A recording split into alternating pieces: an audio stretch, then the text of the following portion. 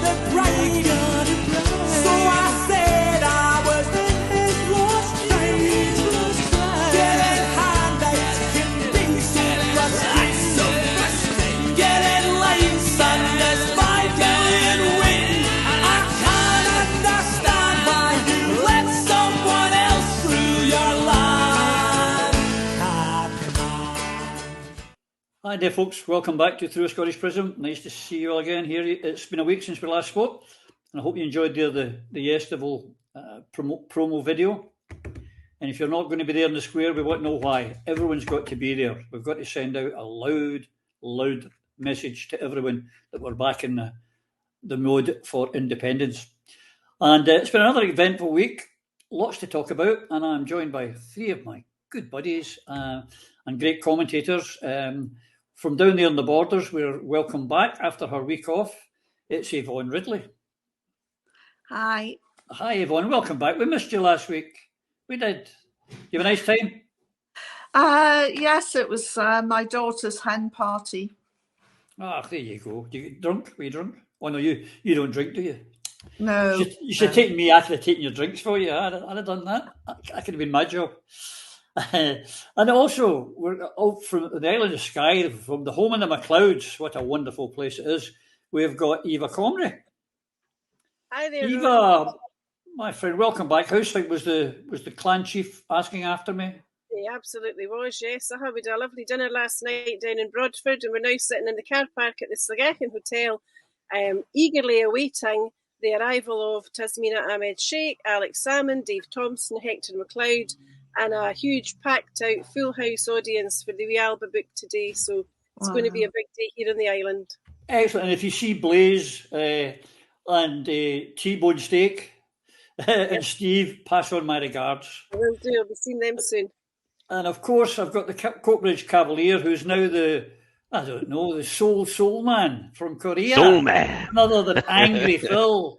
I don't know. No. That sounds. Have we got an Angry Phil today, or have we got a Cam Phil today? Which one? It depends what happens. Who knows? I mean, is there anything to get angry about, guys? Oh, listen, mate, I've got tons of it. Anyway, welcome, my friends. Lovely to have you here.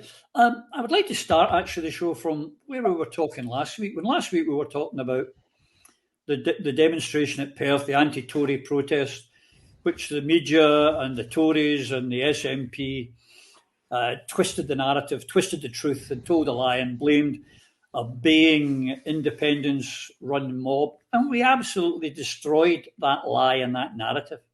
And you, Eva, if I could come to you first, you did make a comment and you did say, if anyone retrospectively gets arrested after this, we have a problem.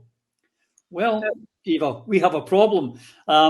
We saw the Chief Constable put out his famous statement where they're having an investigation in and there was people bad and all the lies that we exposed, he's now come out and said it. Absolutely, Roddy. That snapshot there that you've just put up, I actually posted on Twitter yesterday morning. Where did you got it? In my inbox. It's from Legal Matters, a bulletin, obviously, for lawyers in Scotland. And so that was the first I knew of the Chief Constable's pledge, which is really very disappointing given that he's about 10 days too late because several of his colleagues had already indicated that there was no evidence of criminality in Perth, there were no arrests, and they saw no behaviour to justify any arrest. So if he now thinks that he knows better than the officers who were on the ground, that can only be because somebody's prodded him into action, and I have grave reservations as to who that was and what the motivation of that prodder might have been. I would not like to think that it was political, nor would I like to think that this announcement by the Chief Constable was intended for the likes of me, because I am a peaceful protester and I will continue to protest, and there is nothing the Chief Constable or anybody in Scottish Police can say to dissuade me from what is my legal right. So I hope the Chief Constable's listening, and I hope so is the First Minister and all of her ministers, because Scotland will protest loudly, often and long, especially in the face of shameful government inaction in the context of the poverty and the crisis that our country is being thrown into, with no action whatsoever from the Scottish Government, who are missing in action, and they expect us all to stay at home, twiddle our thumbs and wring our hands as they do. Well, it's not on. No, I agree with Eva big time, Phil. And it's a chance for me to plug one of my blogs. I wrote a blog, Something Sinister is Afoot, and showing that there, and just saying some of the things that Eva said. But the other thing I'm saying is that the Chief Constable said, well, we policed it with in our usual manner, as if implying that the usual manner wasn't suitable for this rogue crowd of waspy women, of Save Our NHS, anti-war protesters, and others. So my point to the Chief Constable was, well, are you trying to say then that your commander on the night and your police force didn't do their job properly? Because if that's the case, you should be inquiring into your control of your own police force, because that's the problem, not the demonstrator. Now, I know you're an ex-policeman, hey Phil, so your comments will be greatly appreciated. Yeah, well, my message to the Chief Constable is exactly what you've said. On the day you rely on your own officers for a report, and they would have had a report and a briefing. Had there been anything untoward, that would have been straight up there and they'd have been known about it. But since there was no arrests, then what are they actually reporting? Read what was stated. There was reported people being spat at and reported the eggs were thrown. Mr. Chief Constable, that is a political gesture you've made. That's a statement you've done at the behest of someone else, and you're a disappointment, Mr. Chief Constable. That's not acceptable. You're a political tool. That's not acceptable. Do your job. The thing, Yvonne, Phil slightly alluded to it, there was a report of an egg being thrown. We didn't see any pictures of the egg being thrown and all those mobile cameras. And it's like everyone's photographing everything. There was no sign of that egg being thrown. We saw an egg broken on the pavement. Now, our lawyers with us can correct me if I'm wrong, but the police, for evidence, that pavement could have been anywhere. That photograph could have been taken at any time. We don't know. Even if it was in Perth, it was a singular egg. But even when the Chief Constable made his statement, it suddenly became eggs, as in plural. We went from one, he couldn't even tell that bit true. This is, I've alluded to it, I'm suggesting that his chain was tugged, whether that be from London, whether that be from Edinburgh, I don't know. Someone's tugged his chain, or he is forgetting his job is to have the consent of the people and rule for us all, not for the elite. Absolutely. Just invokes the saying, the law is an ass. You called him a political tool. I would call him a lick-spittle toady. We all know who's pulling his strings. And actually, saying what he said, he basically was accusing every single officer at that march, at the rally, of not doing their job. Because if a crime had been committed, surely that people would have been arrested. Wherever the Tories go, and it doesn't matter whether it's north of the border or south, they invoke rage because they are callous. They are bringing hardship on people who've not normally experienced hardship. They have treated ordinary people who do experience hardship with absolute and utter contempt. You know, if the chief constable really is bothered about investigating crimes, he wants to get right into who made a mint while the COVID lockdown was on. Yep. And who was selling faulty PPE stuff to hospitals and health services. That is criminal, not a flaming egg on a broken egg on a pavement. Frankly, I'm disgusted with the chief constable. And, this is a policeman wasting everyone's time, not just his own. Maybe he should charge himself. Well, he should. Maybe they'd be better off. He should be better having an inquiry into why, after all this time, they cannot tell us whether the £600,000 missing off of the SNP accounts and bank account is embezzled or not. They can't tell us who from the First Minister's private office released a document to Liz Lloyd's great friend in the Daily Record, David Clegg. No one can tell us. I did in my blog suggest that if he swore me in as a special constable, I could get him an arrest in that case within 24 hours. I'll wait and see if I'm sworn in. But Eva, it goes on. This also all stemmed, of course, from James Cook saying how he was abused while smelling like a big Cheshire cat, and he was at it again after. They're trying to build up a narrative. But this week at the Edinburgh TV Festival, that kind of we are the victims, says the BBC, says James Cook, kind of took a nosedive when Emily Maitlis, God bless her, 20-year-old servant of the BBC, let the cat out the bag. Well, it's a cat that's been out of the bag in Scotland for a very long time, Roddy, because we'll remember back to the kind of broadcasts and spin and propaganda that we had in the run-up to the 2014 referendum. And it was abundantly clear that the BBC towed the establishment line. It's why there have been multiple demonstrations over the years at the BBC, including again before 2014. They are a state organisation. They're state-run. They're effectively state-funded. They're not likely to be the unbiased servant of the public that, worldwide they try to pretend that they are.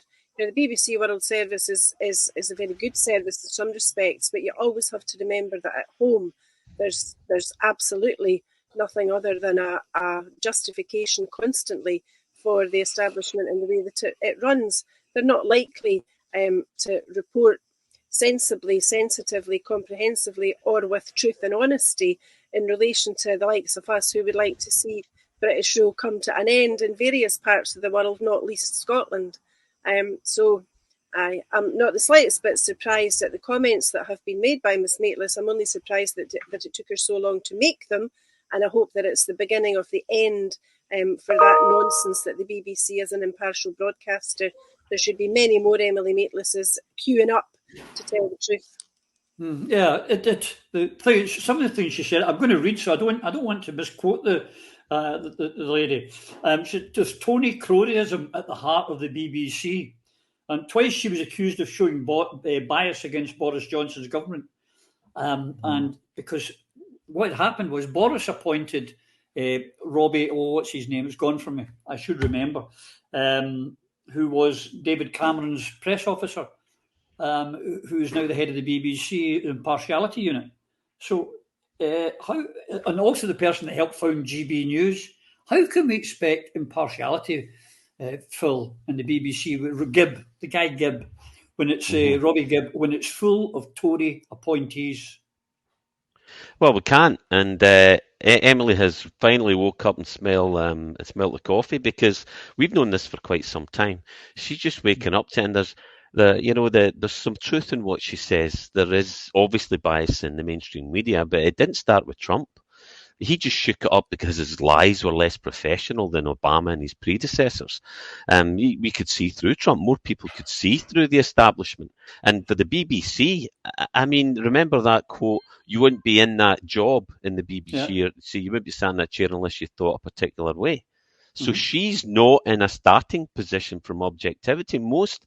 I'm sure, and I'm sure Yvonne will speak to this more professionally than I, but most journalists start hoping to bust a Watergate or to do something, to write objectively and do a professional job. But very soon you're doing exactly what you're told. If you want to keep your job, or if you want to work, if you want to earn a bit of money, and then just look at the BBC chairman, Richard Sharp, from the City. And then you've got there's BBC bias just started recently. Nonsense. We've been living with this since the independence movement. Going, look at what BBC Scotland did with the Kirsty Wark, Alex Salmond documentary. A clear dislike between the two protagonists, and yet the BBC deemed that she should lead that. And moreover, subcontracted her and her husband's company, her and her husband Alan Clements, Two Rivers Media, to make and edit the programme. And then after a full acquittal, broadcast this sham of a show in all its biased bitterness. So Emily, you're not telling us then we don't know. We're just glad somebody else is waking up to it and finally has the courage to speak the truth. But according to them, there was an attempt by Mr. Gibb to block the appointments of journalists that the Tories considered damaging to the government relations. And the cheek to talk about places like North Korea and China and Russia, saying, there's no freedom of the media or speech. Well, they're attacking us for demonstrating, Yvonne. We're getting the journalists blackballed because they don't talk the government line. Presenters are getting into trouble because they're not backing the government line. It's getting like a banana republic without the sunshine and the bananas, is it not? Well, the lack of impartiality by the BBC has gone on, I would say, for decades. What we want from journalists is objectivity. I'm not so sure about impartiality. How can you cover a rape trial and be impartial and give the rapist the same amount of words as the victim? So impartiality, I think, is overblown. Objectivity is key, and unfortunately, the BBC has been struggling with this, as I say, for decades. Remember when there was a documentary on the IRA leadership in their homes, and that was pulled because the BBC board said this was propaganda for the IRA, and it wasn't. It was just showing a different aspect or shedding new light on something that was of interest. We are getting more like North Korea. The fact that I can't switch on the TV and watch Press TV broadcast from Iran or Russia Today, if I don't want to see something, I can switch it off. I don't need Westminster telling me what I can and can't watch. And the people who are controlling that end of things are also controlling the BBC. And it lost its impartiality, as I say, decades ago. And I don't know that it ever did report freely and fairly in Scotland either. No, it didn't. I mean, we had, James Cook talking about the veracity of the BBC and how it was so unfair, calling them anything but that. And then with Martin Geisler coming out right after the day after Emily Maitlis, talking, extolling the virtues of the BBC, and they're already trying to blacken Emily's name, Eva, because she's broken the omerta rules within the BBC and told the truth. It really is quite, as I say, the Chief Constable's actions, the BBC being so blatant in their bias. It really is worrying times for us that believe in democracy and freedom of speech. Well, what this is doing, though, is it's a deliberate distraction and a diversion from the real issues. That's not to say that, concerns about the potential for political interference in police is not important. Of course it is. But all the time that we're talking about what the police are or are not doing, or what the BBC is or is not reporting. We're taking our eye off the ball, which is the developing cost of living crisis and the poverty in the UK and especially in Scotland, which is absolutely man-made. People are going to be hungry, they're going to be cold, they're going to die, they're going to be ill unnecessarily, there are going to be horrendous impact of want, that such like we've not seen literally for decades. Inflation as well into double figures. People's income in real terms is plummeting as living costs are growing exponentially, and that's what we should be talking about. What we've got instead is a Scottish First Minister who is totally paralysed and unable to take any effective action in relation to independence, the very raison d'etre, the reason why she is where she is, but instead she'll write strongly worded letters to the Prime Minister who couldn't give a toss. He's almost on his way out. He's been on an extended holiday for several weeks now. He still is. He's doing nothing. He's no interested. She can write that letter. She can call a summit of, the big six and have half a dozen advisors there. Patrick Harvey sitting beside her, the guy that would annihilate everything that comes out of the North Sea as quick as a flash. Doing all of that, but it's all just lip service. It's a talking shop. The big six aren't listening to her because she's got no power. They're not afraid from her.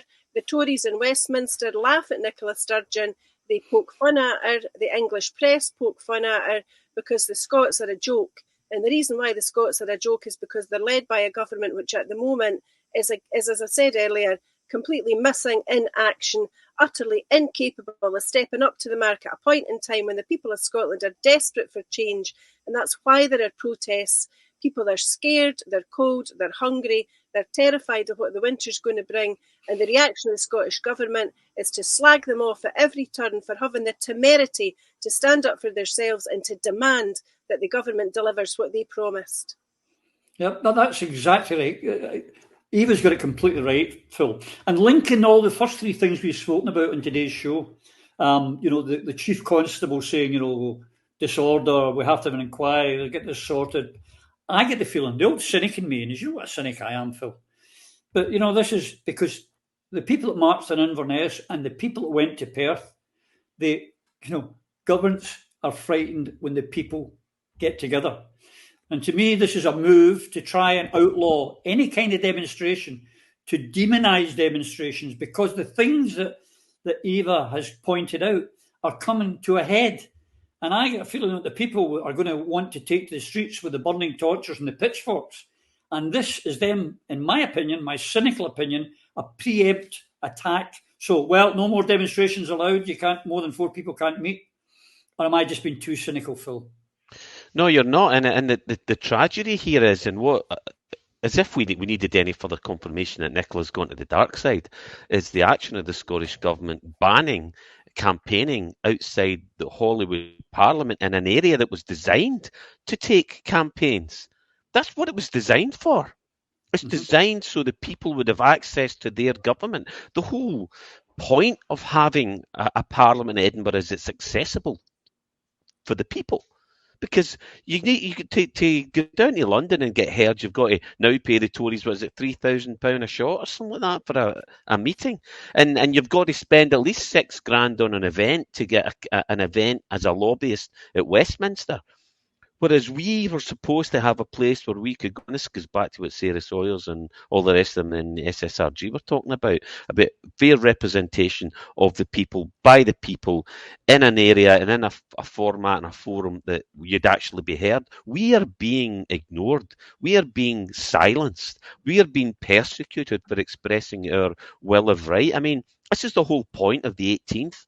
It is what they fear, Roddy. So rise up. Like, I know this is one of Tommy's, but it's George Square, the 18th. Be at the square, be there, be at the square, because it is really long overdue our voices were heard, and it does terrify them. Eva absolutely nailed it.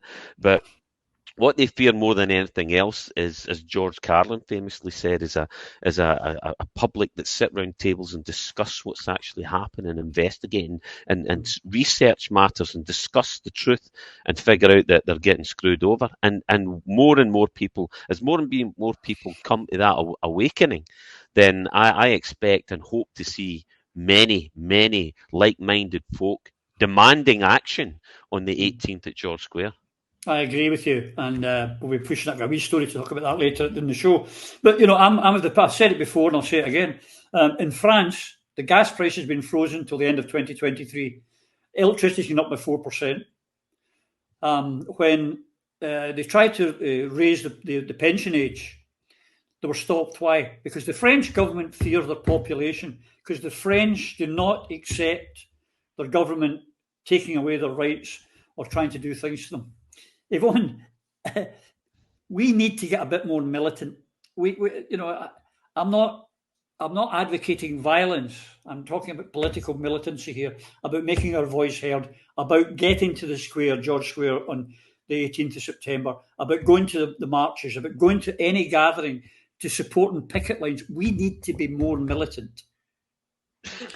Absolutely. And I think that the climate is perfectly right now for the 18th to become primarily for independence, but also for everyone who has a single gripe against the government, against authorities. You know, I'm sure that Women Won't Wish will have great representation there. I'm sure people concerned with climate change will also be represented. You know, the 18th, I have a feeling, could be one of those crossroads where the politicians will suddenly wake up and start to seriously consider the strength of people power. And I hope the Chief Constable goes along as well. As long as he's not looking for me, I don't mind. So that he can see firsthand what peaceful protest and the power of peaceful protest is all about. And you know, this is the 18th, I think, is going to mean so much more to so many more people than it was originally designed for. And I think that the 18th is going to be an absolutely seismic event. And I certainly hope so. Yeah. Yeah. Eva, I mean, if we get 500 people in the square, something, 5,000, 10,000, 15,000, if they're going up Cochrane Street, down into Miller Street, then we're sending out a huge, huge message. And that's what we need. Lots and lots of people to turn up. We need a mass turnout for all the reasons that Yvonne has narrated, and also because it's become abundantly clear, especially in the course of the last few days, with strikes, and noticing those politicians who align themselves with the strikers and those who do not, and those who arrive on the picket lines and those who do not. Neil Hanvey and Kenny McCaskill, famously on behalf of the Alba Party, obviously walked out from Westminster when no other Scottish independence supporting MP had the gumption so to do. Kenny and Neil have often turned up on the picket lines in the course of the past few days, and others from other parties have been conspicuous by their non-appearance. So with the exception of the Honourable Neil and Kenny, I would strongly suggest that the opposition in Scotland has become the unions. It doesn't seem to be an effective opposition from the SNP, and there's nobody else in Scotland worth a mark. So I would say to the general public, who are the ones who are demanding action quite correctly now from politicians, to turn up in Glasgow on the 18th and make your voices heard as they have never been heard before. Because, you know, as you've all said, if there's one thing that the politicians fear the most, it's when the people remind them that they put them into their jobs and they can equally as easily put them back out of them again. So it's high time that everybody in the Scottish Parliament, but especially those in the so-called leadership, actually led the country for once, led the movement towards independence, led the people out of the wasteland that this country is turning into unnecessarily, got the finger out, as Gordon Martin said, and turned Scotland into the country that we know it should be. Absolutely. I was nearly wanting to stand up and applaud there, Eva. I was loving that. I was really going. But I'm going to do a wee bit of a Nicola Sturgeon now. I can today announce that through a Scottish Prism, will be in George Square. Not only will we be in George Square, folks, we will be recording our show there at 10 o'clock on the Sunday morning. Our Phil here, coming all the way from Korea.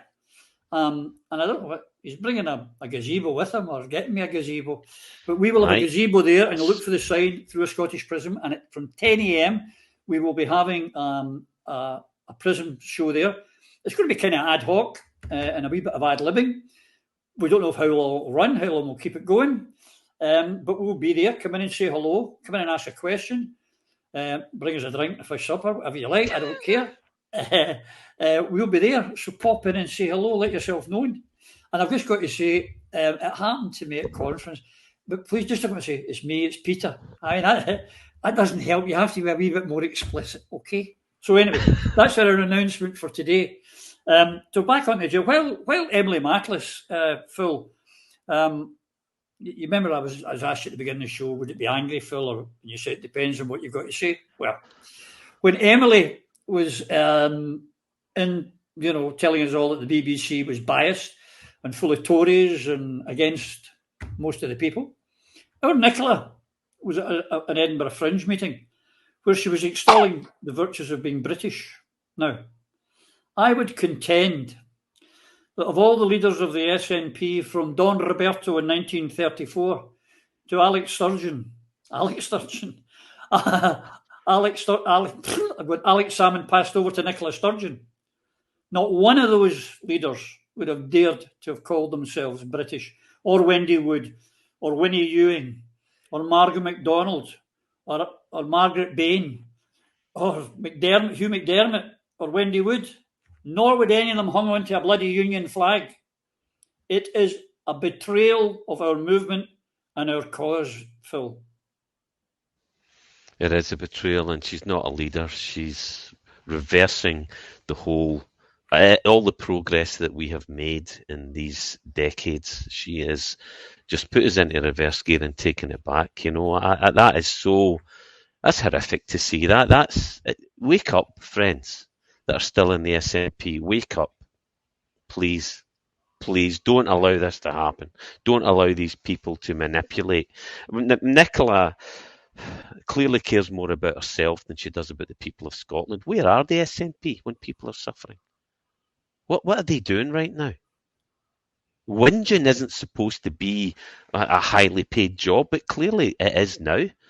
And Yvonne's recommendation that the Chief Constable goes to this 18th at George Square. I hope he does, but I'm going to frisk him for eggs if I see him, given the way things are shaping up, But when you see, I mean, I don't actually want to talk about I hadn't seen the picture. I thought it was a Photoshop picture of Nicola with the Union flag, and I didn't really think she'd said, "I feel British," but the fact that she did that is news to me, and that I'm actually shocked and just tired and so sad about that. It's just, come on, people, get rid. Nicola, your tea's out. You're finished. Get out. Disgrace. You're a disgrace, Nicola. Well, Nicola was saying that, Yvonne. Ian Blackford was telling us about how he enjoys the cut and thrust at Westminster and how he has Tory lords as friends. I might have been cynical. I think, you're in the wrong gang, mate. You're in the wrong team. They're our enemy. They're not our friends. It's just they've settled down. They're not settling up. No, that's very true. But let's call the Union flag what it really is, and that is the butcher's apron. Mm-hmm. That's what that flag represents. It sends. It has so many negative memories for people around the world today, and I was shocked when Sturgeon said that. But as I said on a previous Scottish Prism, she's job hunting at the moment. That's what she's doing. She can read the runes. She knows that she's finished as Scotland's First Minister, and she's now looking to the future, and she's job hunting. That's what all these glossy magazines are about. That's why she's wearing Jimmy Choo shoes. I mean, for goodness sake, you know, £1,000 shoes. Is that the message that she wants to send out to people of Scotland in these times when they don't even know how they're going to be able to pay their energy bills? And we've got a First Minister swanning round in designer clothes that cost telephone numbers. I am really disgusted with her. I really used to admire her, and I can't believe that I was duped in the way that that I was, because I really looked up to her and saw a fellow feminist, someone who would fight for those less well off. And now I just look at this self-serving bint who is prancing around in Jimmy Choo shoes and waving the butcher's apron and talking about British values. The game is up. Yep. You can see exactly what's going on here, and she's job hunting. And as for Blackford in Westminster, you know, the charade that they call the Prime Minister's Question Time, it's pure theatre, and he does enjoy it, and you can see it on his face as he rises to his feet and starts talking about the people of Scotland. Well, I think the people of Scotland are switching off now. The people of Scotland have lost their trust in the SNP leadership. And, you know, Phil's saying, what are the ordinary members doing? I'm not sure. I mean, they haven't been able to meet.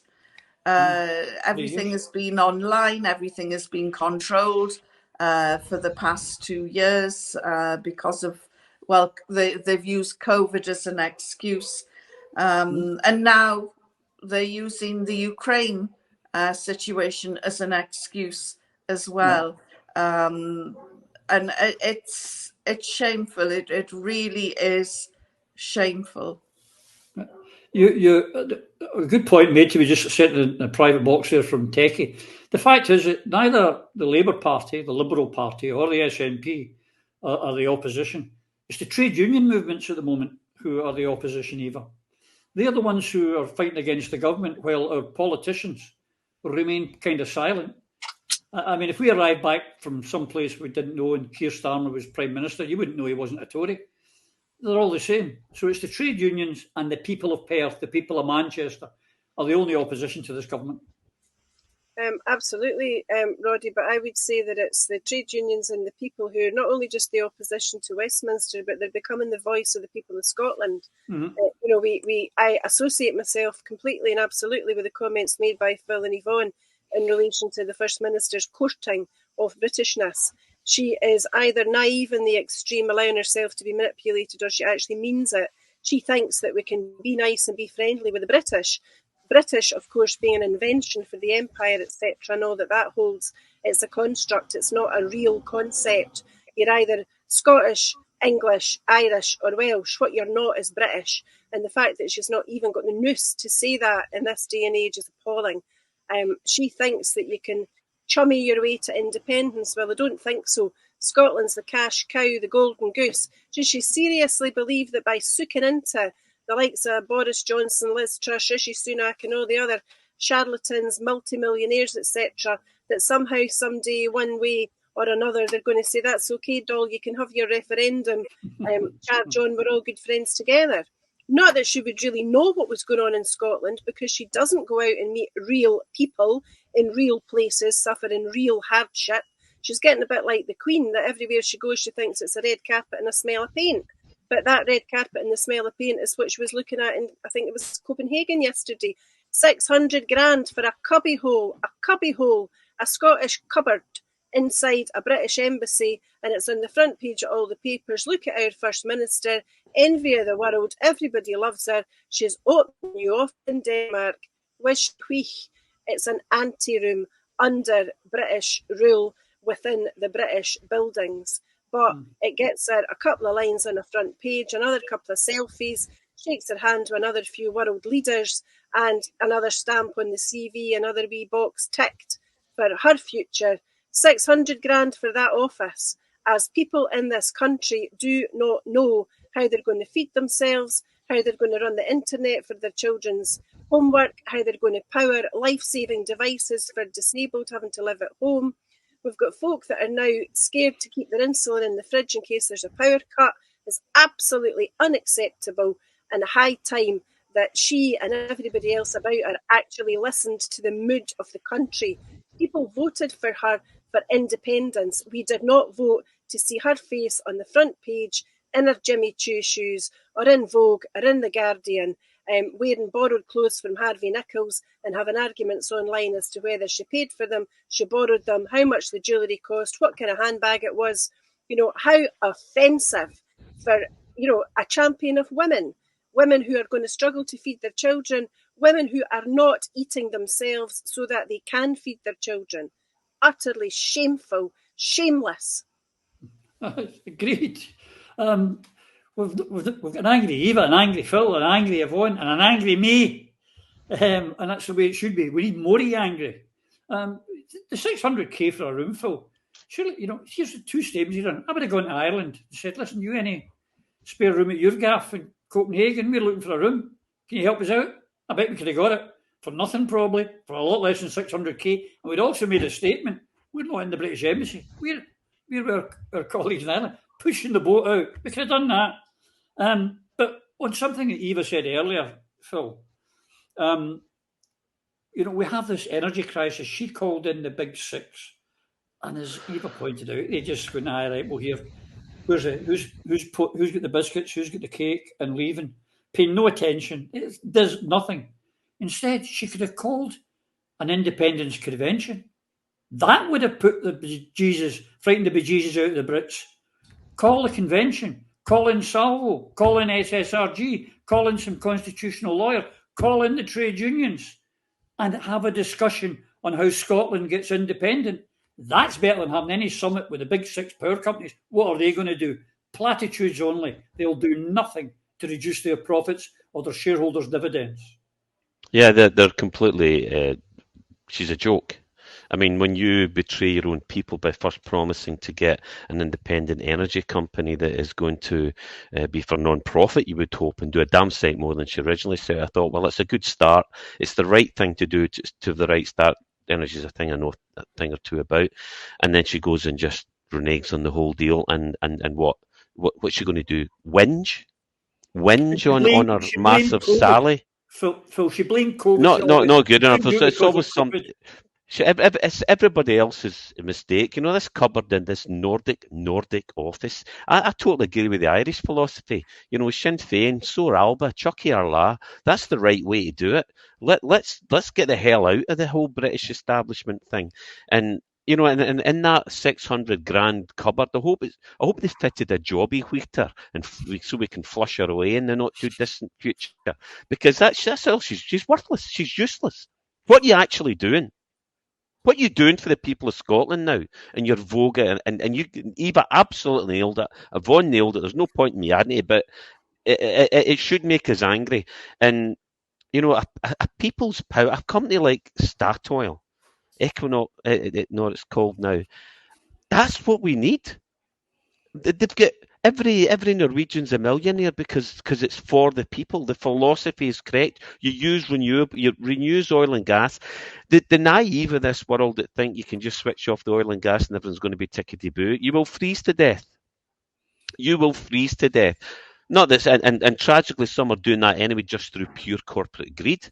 And putting a windfall tax is a con game. Don't be duped by that. A windfall tax is just a very irregular an unsatisfactory way to administer the oil and gas industry. What you do is you do a fair tax when you make them pay their tax for every pound or dollar earned in country. Follow the Norwegian system, and you invest it in research and development, which we're falling way, way behind, into renewable energy, and you forget wind, and you forget wind and solar, because it's went as far as it can. I don't mind a little bit on that, but the reason the oil companies don't mind people investing in wind and solar is because of the intermittent nature of this energy. It will never, never replace fossil fuels. That's why the oil companies do not fear wind and solar. We're going to have a whole program about that.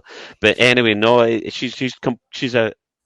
It must be time. The time's come in number whatever year your time's up, Nicola. It's time you went. And the problem is who's lined up to take over behind her? Is it Maury the same? If it's Angus, Sadly, not yes. acceptable. Sorry, Angus, no mate. I mean, I get on with Angus. He's been in my house and he's a likeable man. But no, what you did to the NEC, what you did by destroying the people's control over the SNP was the end of it. That destroyed the SNP and was allowed it to be taken over by the infiltrators, who are controlled by powers higher above these wokey idiots, these naive children. This children's politics. It's an absolute sham, and the union is laughing, because we've allowed ourselves to be destroyed from within. We've been infiltrated from the top down, and that's why we have to get angry. That's why you have to get even, and that's why you have to take those to task. And if you're see this getting angry, people say, no, you can't say that, you might offend somebody. You should be. We should offend everybody that doesn't have the benefit of the people of Scotland to the fore. What was your compassion for your fellow man? I mean, come on. What you're there supposed to be representing us, not lying in your pocket, not kowtowing this religion, this new religion that exists, kowtowism. Jesus, it sickens you. You got to stand up, and you've got to speak the truth, and you've got to fight. Now we've got to fight, and I don't mean violence, because as I said before, words are not violence. Violence is violence. But we should get aggressive with our words, and we should take people to task and make them accountable. Well said, Phil. I'm talking of impartiality of the BBC and no fairness. I'd like to say we've been talking about Jimmy's shoe and Vogue. I'd just like to say this is from Zara for Men, €19.95, so that we can't be accused of any kind of bias right here. I couldn't resist that. It was this famous week, Yvonne, the week that the union is, well, it's the big week for the unionists.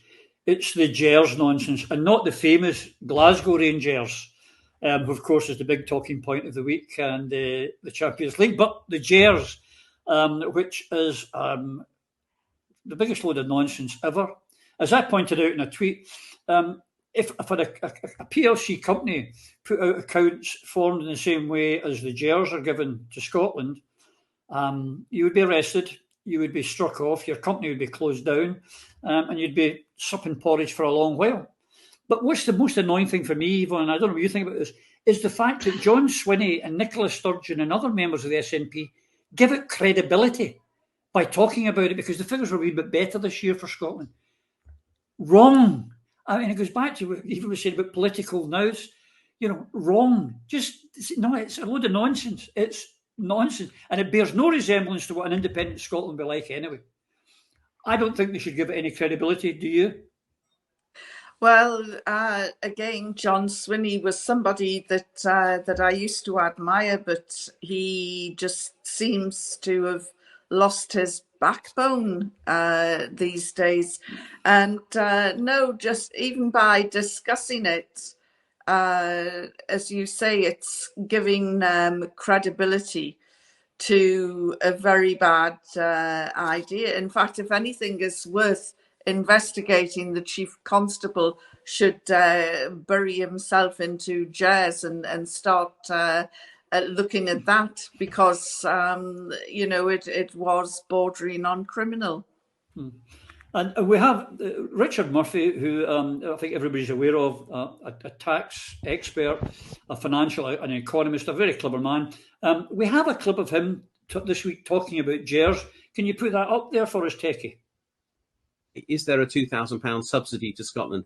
Oh, come on, let's not be stupid and patronising about this, which is what Douglas Ross is being. He's claiming that Scotland is too poor to be independent and at the same time is desperate to keep it. You can't hold those two ideas in your mind simultaneously. Either you want to be rid of Scotland because it's a burden on the exchequer in England, in which case get rid of it, or you want Scotland because actually you know that in reality it's contributing a great deal to the overall wealth of the UK. Douglas Ross only exists in a world where he thinks about money. I don't believe he thinks there's a deficit, which is a union dividend for Scotland. I think he thinks Scotland is part of the UK because it's contributing enormously to the overall well-being of the UK as a whole, which should belong to Scotland in its own right. And I therefore think he's talking complete and utter nonsense. Well, complete and utter nonsense. I couldn't put it better myself, Eva. The whole GERS thing is a complete and utter nonsense, is it not? Of course it is. What it is you know, but some of the general public don't because somehow our governors don't want them to know. It's Scotland in the UK. And so it means that in the real world, Scots each pay over £4,000 per annum into the UK exchequer, and we get about half of that back. And the priorities of the Scottish people are not the same priorities as those of the UK exchequer, but we're treated as if they are. And so we're given, in effect, an implied contribution towards various items that have no benefit for Scotland, such as big rail and infrastructure projects down in England, and obviously also Trident. So if you were to look at a Scottish budget for an independent Scotland, it would be completely different in the context of priorities and expenditure than is the Scottish budget attributed to Scotland under the Union. So it's pretty plain, it's pretty obvious, and it was also an invention to dupe the Scots into believing that they would be skint out with the Union and they would flourish within it, when we know that the truth is actually quite the opposite. Remember the warm enfolding shoulders, the broad embrace, the broad shoulders and the cuddles of the UK Union. Lead us, don't leave us. We love you, Scotland, stay with us. Hands across the border, blowing kisses, making phone calls. Remember all that in 2014, and where are we now? Whinging jocks, knocking our eyes out of us, stealing our resources, piping our gas and our wind, wave power, etc., all of that stuff, going to come ashore in Hull, conveniently south of the border. They're knocking our eyes out of us. Damn fine they know it. And why the Scottish government, the Scottish leadership doesn't have the courage to point that out at every opportunity is an utter mystery to me, unless, of course, the leadership of the Scottish government don't actually want independence. They're fear, and they're better off in the Union because they didn't have the backbone to fight for the very principles on which they were elected. Well said, Eva. Talking of all the things we've been talking about today, Phil, about the impartiality or not of the BBC, the corruption of the British media, all those things. It's now Banana Republic without the bananas, as I said. But the corruption now, you alluded to it earlier, is really quite open. The Tories have openly advertised, and again we have an article we'll put up, that if you pay £3,000, you can get a meeting with the new Chancellor, who's not even been appointed yet. Whoever the new Chancellor's going to be, a new Chancellor when we get a new leader of the Tory party and a new Prime Minister, they're going to appoint a new Chancellor. And you can pay £3,000 now, not knowing who it is, but it's in the newspapers. They're not even hiding the corruption. It used to be, remember, cash for honours. Now it's in cash for questions. Now cash for an audience. It's corrupt. It is, and it's indicative of a bigger issue. I mean, this is just a continuation of what's been there for forever. I mean, if you look at, what we were talking about when Eva was talking about GERS. GERS was put in place by the then Scottish Secretary Lang under John Major, and the leaked email that he was seen said that it's designed to make the devolved governments look bad. And really what you've got, of course, is GERS is a con, a simple but clever accounting trick. And what these guys are doing is taking money so that you can talk to their guys. And I think the quote was to move you ahead of the game. basically, this is how you get in and get what Yvonne alluded to earlier, or spoke of earlier, the theft of public money. Where's these trillions or these billions for PPE? Where's it all gone? Where's the investigations into it? You're not getting it. And I've recounted on a number of occasions the public accounts process. There is no teeth for this. But getting back to the big picture here, what does this amount to? What's that three? That's the tip of the iceberg, the 3,000. You know, when you think about what Richard Murphy does as a tax accountant, he goes into the detail and he absolutely nails it. The figures are terrible. These figures are books cooked on the basis of Scotland under British empirical rule. That's what they are. And this 3,000 is how you get in the door. The lobbyist, the $6,000 event at Westminster is how you get in the door to feed from the trough. And what's in the trough? Our future. Our taxes as well. Our taxes. Look what's done in Britain. Look what happened. There's two things. The first one would be the Irish one. There's this brilliant guy, an absolutely brilliant guy, David McWilliams. Check him out. It's a YouTube clip. It's worth it. And it's called "This Huge Economic Experiment Proves Scotland would be better off independent." And basically the economic experiment is Ireland after position. Two peoples, almost identical. Okay, the North and the South, you know, and he talks about Freud's the narcissism of small differences. They think there's big difference between the North and the South. You bring someone from South Africa or Uganda over and they'll just laugh at you. These people are the same people. It's the narcissism of small differences. These are culturally the same people. And what happened? Well, basically, in a nutshell, Northern Ireland 100 years ago was twice as wealthy as the South when this partition started.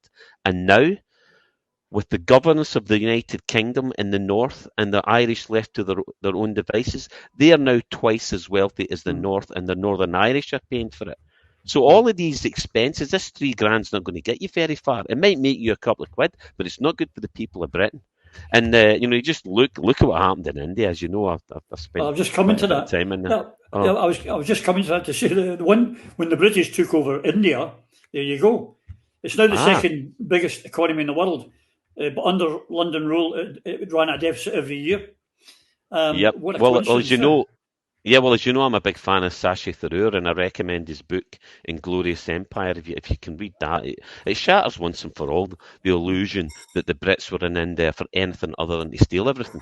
The Indian economy in 1700, right, was 27% of world GDP. In 1800, 23%. I've said this before. When Britain left, it was 3%. Even check Sacha Thoreau out on YouTube. You know, he's done some great stuff, a great lecture at the Oxford Union. And when Britain left, 90% were below the poverty line and a literacy rate of less than 17%. That was under British rule. Now look at India.